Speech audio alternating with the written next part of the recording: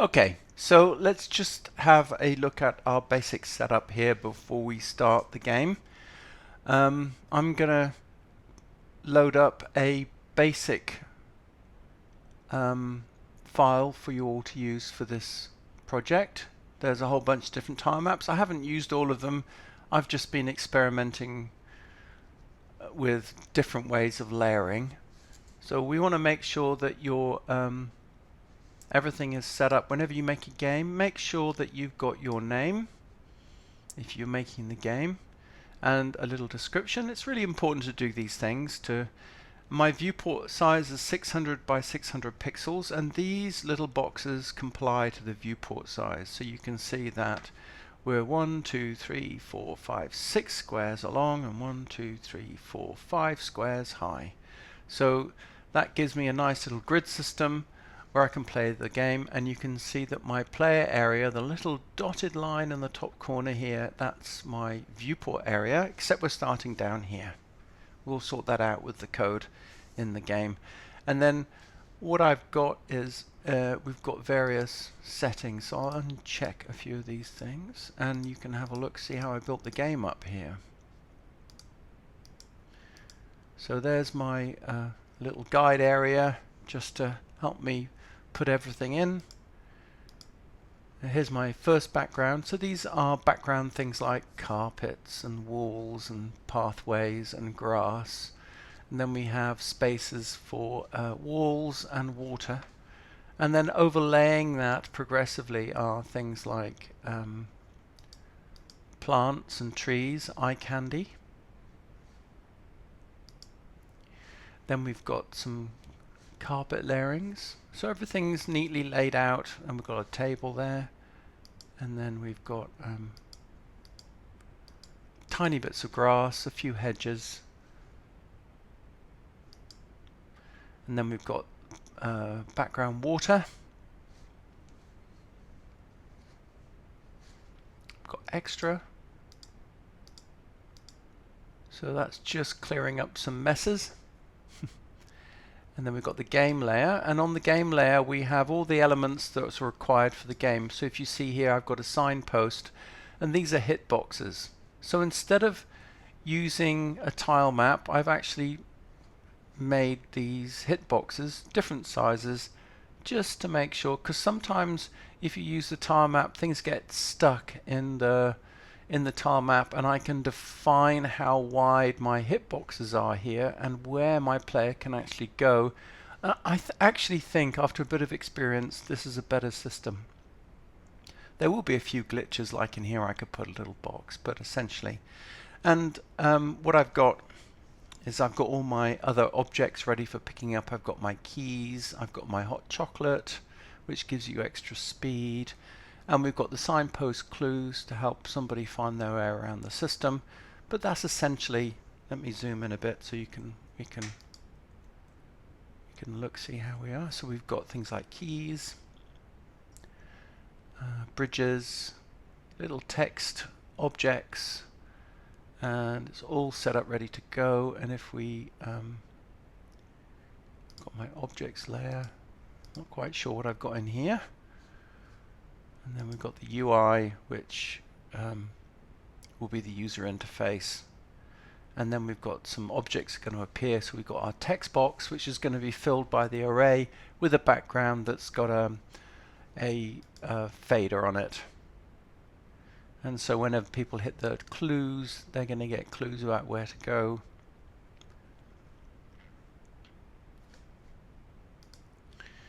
Yep. Okay. So the game is, let's click on a layer. So let's go to main. And then if we can click on view. The game viewport size is 600 by 600, and the actual playing area, the margins, is 1000 pixels by 1000 pixels. And the actual total size of this is 3600 pixels by 3000, corresponding to the 600 pixel squares for each of the game. No need to any parallax here, it's all top down, And the perspective's a bit wonky, but then this is a demonstration game. Okay. Start building the game now. So the first thing is we want to make sure that we try and keep everything in order. So on start of layout really should be at the top. And if we got on tick commands, we can always put them together as well, though that's not as important. So the first thing I want to do is I've made a group here.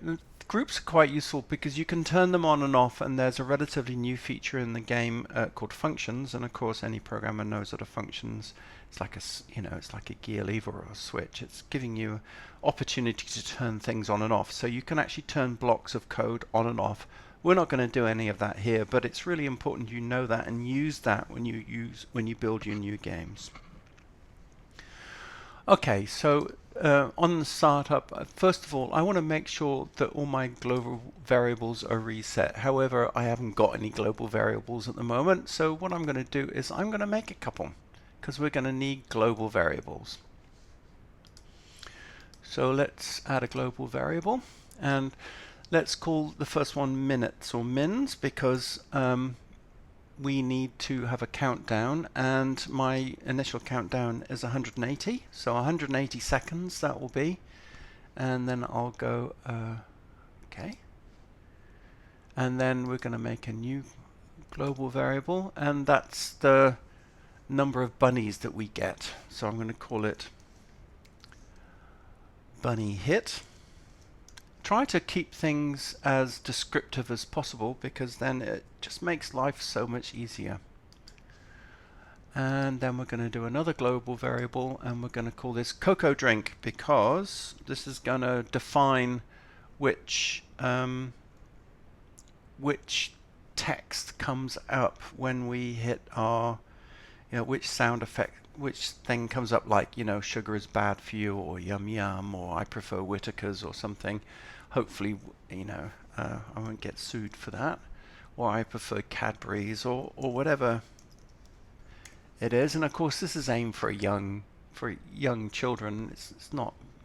We're not going to say anything really bad here. So we've got 3 global variables: minutes, bunny hit, and cocoa drink, to keep it nice and simple. And then, of course, the first thing we want to do is add an event, and we want to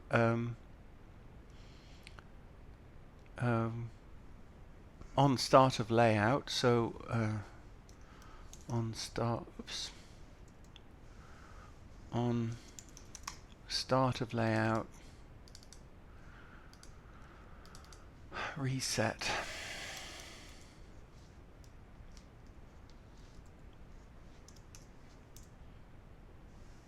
Can't spell today. Reset global variables to default, and then we want to pin our player onto our player box, and we want to start music, and then we want to position the canvas position, because we're not starting in the top left hand corner of the game, we're starting somewhere down the bottom in the middle. Okay, so if we have a look at our main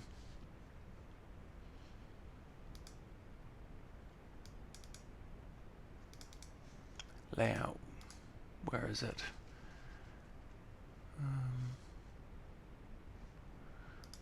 Main. You can see that we want to start down here somewhere, and there's the player box. So it doesn't actually have to be attached to the player. The player will go and attach to the player box. We've got the cat on the bed, we've got a cup of cocoa, and then these are basically hit spots, so we can't go around them. I thought making a circle was the best way, because then you're going to get a bit of overlap and it's not too bad. And then we have a paper clue with a number, and they're all cloned with different numbers, and we've got little bits of furniture, and these are doorway graphics which fit in the space, which is solid as well. Okay, so let's go back to our layout and position the player first of all. So we'll take a look at the player first. And here's our player, and we've got 3 walking sequences. We've got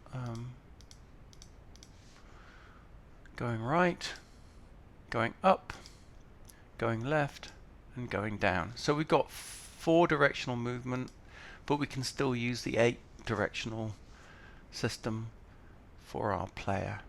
Okay, so let's have a look at the plugins which we've got for her. So we've got a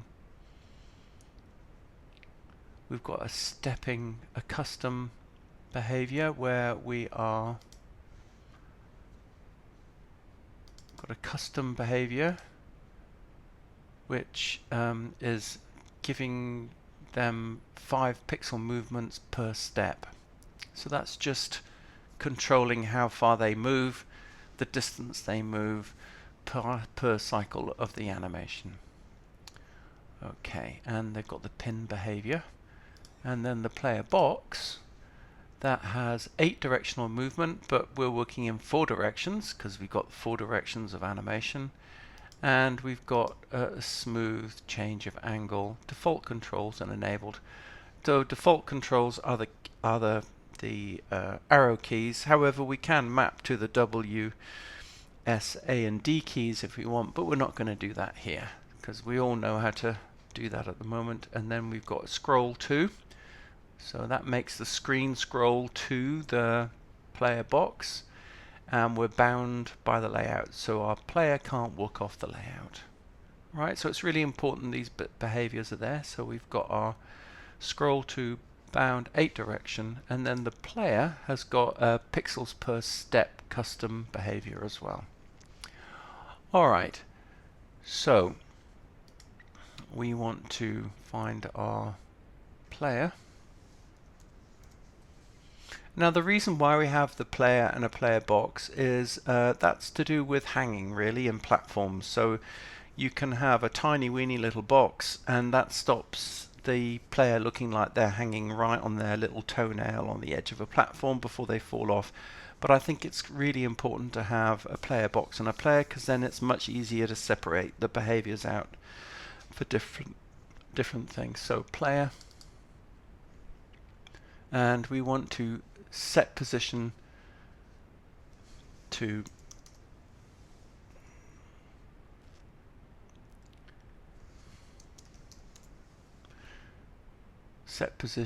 another object, which is player box.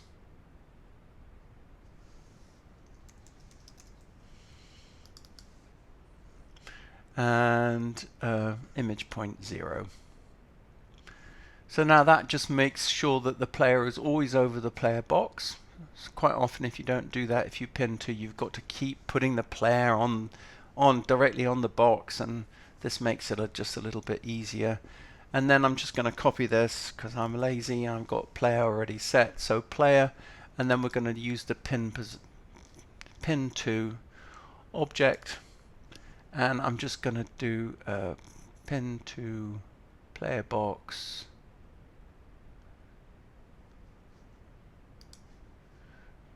Just position only. Okay, so just save this now, and let's have a look what's happening. So there's our animation. We haven't got any controls on the animation yet, but we do have everything set. Okay. Right. So we want to play some music. So audio, play JM game music, looping. I'm going to lower the volume a little bit. I'm going to make it -5, and I'm just going to give it a tag of intro. Having a tag makes it able to link to things a lot easier. Okay, good. And then we want to start adding things like text. So we have a whole bunch of texts on our layout. So Let's go and find out where that main layout is. Main. So our UI is somewhere. So the UI is going to appear up here and the text objects are going to appear here. And we're going to make sure that they are all positioned correctly. Let's go back. Okay. So instead of actually laying them on the physically on, we're actually going to put them on with a bit of code. So I'm going to first of all get my timer text up.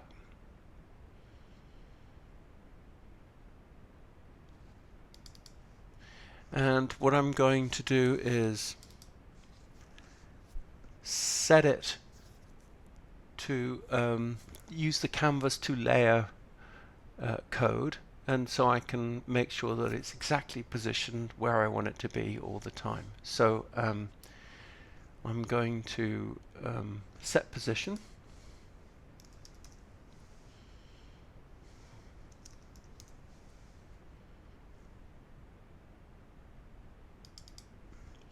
And my going to call it canvas to layer. So canvas to layer X, and this is going to be canvas to layer Y, and this is going to be 0 space 30 space 0, close brackets.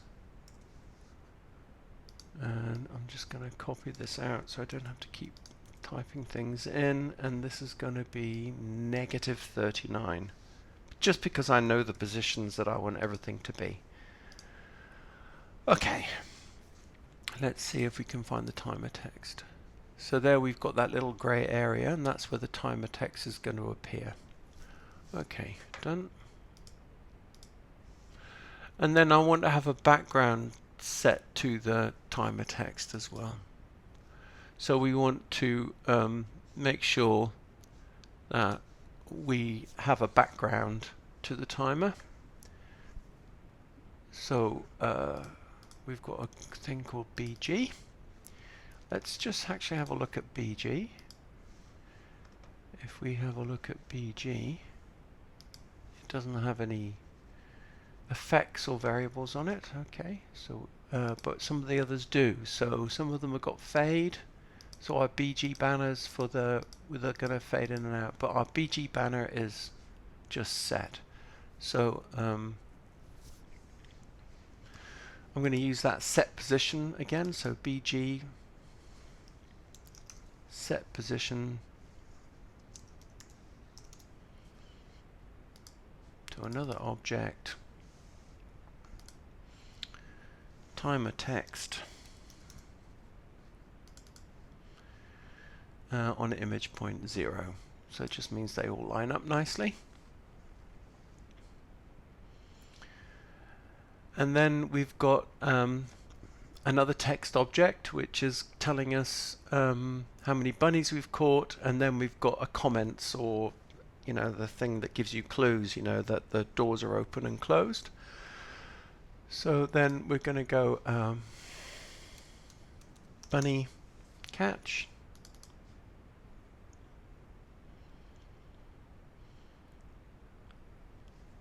set position,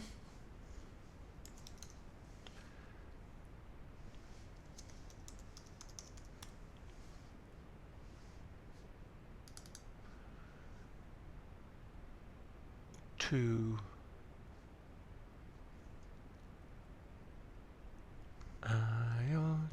set position to another object, my mistake, and that is timer text. So that's our countdown. Oh, I've got this all wrong.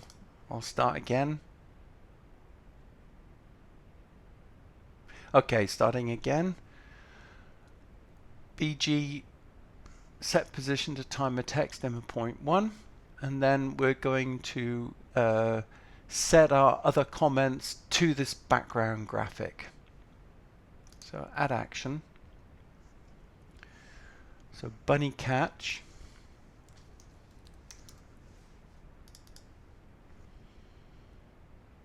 Set position to another object.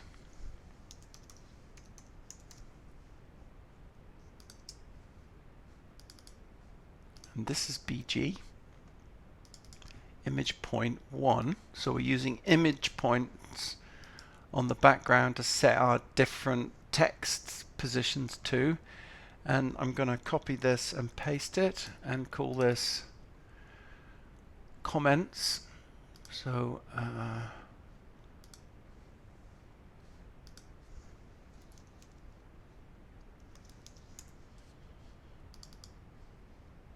set position to another object, and we're going to make this image point 2.